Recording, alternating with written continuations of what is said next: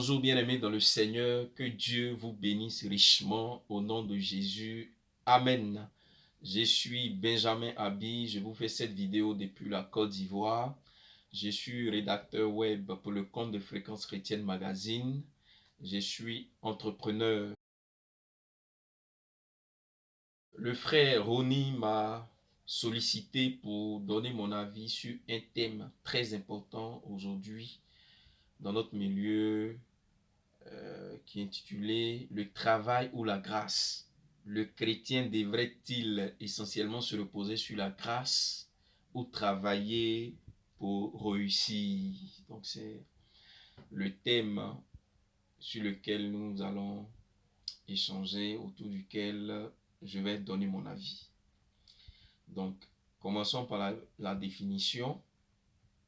Selon le dictionnaire, le travail est une activité économique, profession effectuée contre rémunération ayant pour but de produire des biens et services.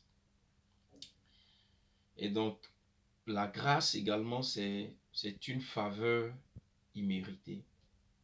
Donc, en termes d'exemple, je dis que travailler même est une grâce. Pourquoi? Parce que plusieurs ont des diplômes, ils sont qualifiés, ils ont l'expertise, mais souvent ont du mal à trouver du travail. Donc, si nous travaillons, c'est une grâce de Dieu. Et le deuxième exemple, si nous sommes élèves, si nous sommes étudiants, c'est encore là une grâce. Pourquoi je le dis? Parce que nous connaissons autour de nous des gens qui sont super intelligents, mais qui n'ont pas pu être à l'école. Pour plusieurs raisons, ça peut être pour des raisons économiques, des raisons financières, tout ça. Mais une chose est sûre, ces personnes n'ont pas eu la chance d'être à l'école comme toi et moi. Donc le fait de travailler est une grâce, le fait d'être sur les bancs est une grâce, le fait d'être dans le ministère c'est une grâce, le fait de travailler à son propre compte est une grâce, le fait de travailler dans le privé est une grâce, le fait de travailler pour la fonction publique c'est une grâce. Et Romains 9, 18 dit, la première partie, ainsi il fait miséricorde à qui il veut et le Seigneur fait grâce à qui il veut. Dans d'autres versions, on dit le Seigneur fait grâce à qui il veut. Et donc nous allons aborder trois principes bibliques importants concernant le travail. Mais avant d'aborder les trois principes, je lis avec vous Exode 20, le verset 11. Il dit ceci. Car en 6 jours l'Éternel a fait les cieux, la terre, la mer et tout ce qui y est contenu. Il s'est reposé le 7e jour. C'est pourquoi l'Éternel a béni le jour du repos et l'a sanctifié. Et donc en termes de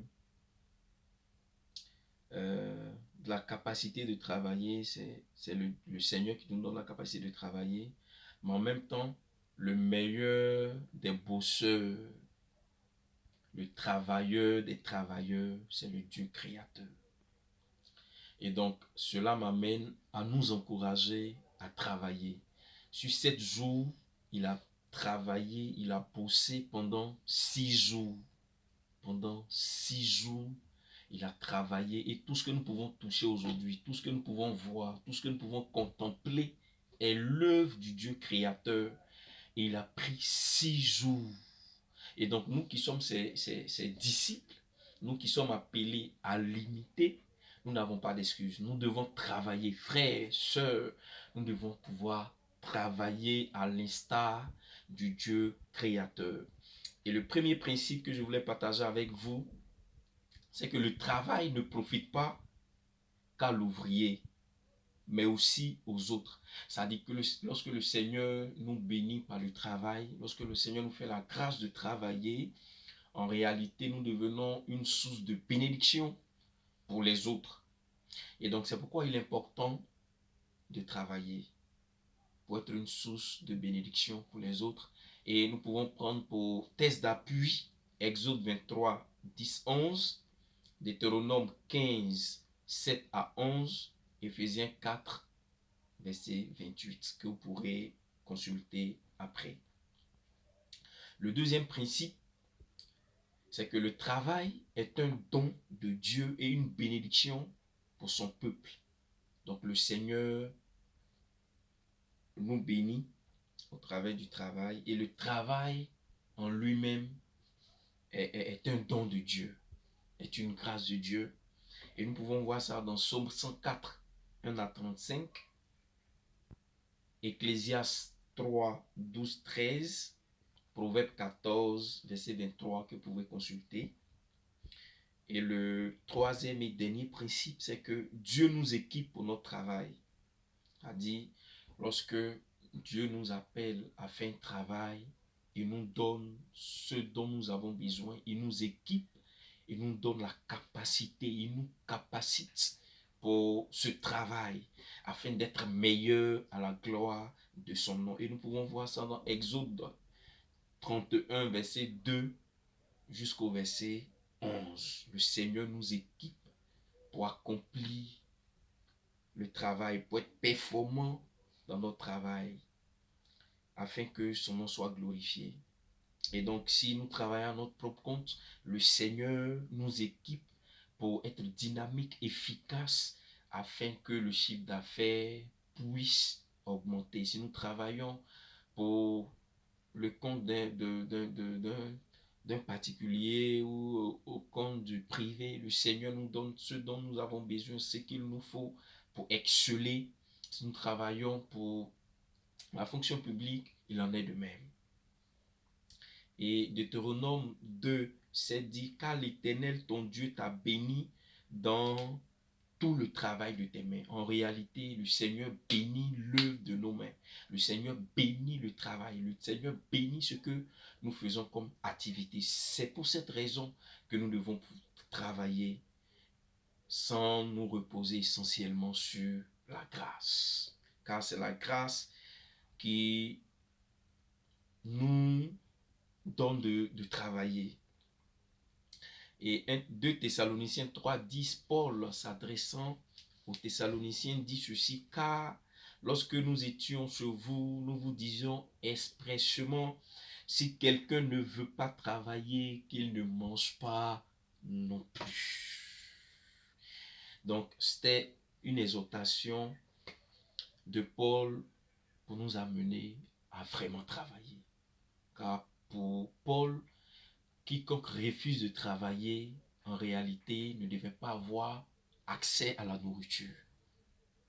Parce que c'est du travail que provient la nourriture. Tout ceci pour nous encourager à travailler. Et Jean 9, 4 dit, il faut que je fasse tandis qu'il est jour les œuvres de celui qui m'a envoyé. La nuit vient où personne ne peut travailler. Donc pendant qu'il fait jour, pendant que nous avons la capacité, pendant que nous avons la possibilité de travailler, il nous faut travailler. Pendant que nous avons la possibilité d'étudier à l'école, d'étudier à l'université, il nous faut étudier.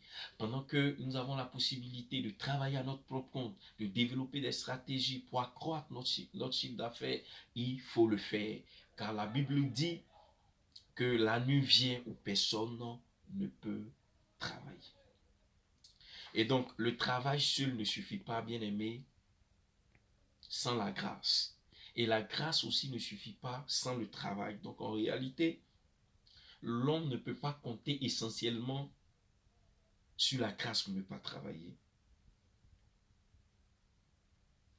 Car se reposer sur la grâce pour ne pas se travailler, c'est prendre l'attitude du paresseux.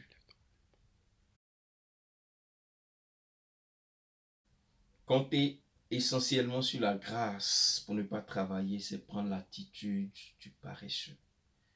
Et la Bible dit dans Proverbe 21, 25, Les désirs du paresseux le tuent parce que ses mains refusent de travailler. Que nos mains ne refusent pas de travailler. Ne soyons pas des paresseux, mais soyons des bosseurs à l'image du Créateur. Que retenir de mon avis sur le sujet de la grâce ou du travail?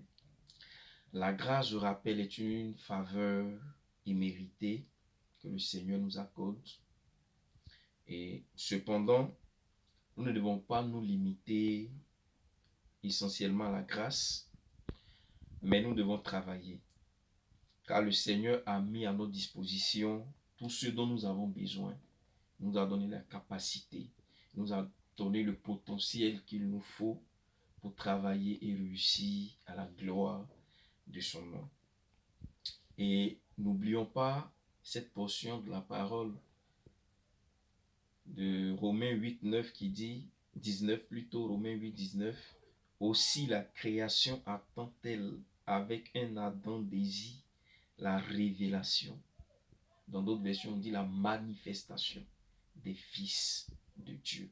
Dieu compte sur nous pour relever les challenges. Dieu compte sur nous pour bâtir des entreprises prospères. Dieu compte sur nous pour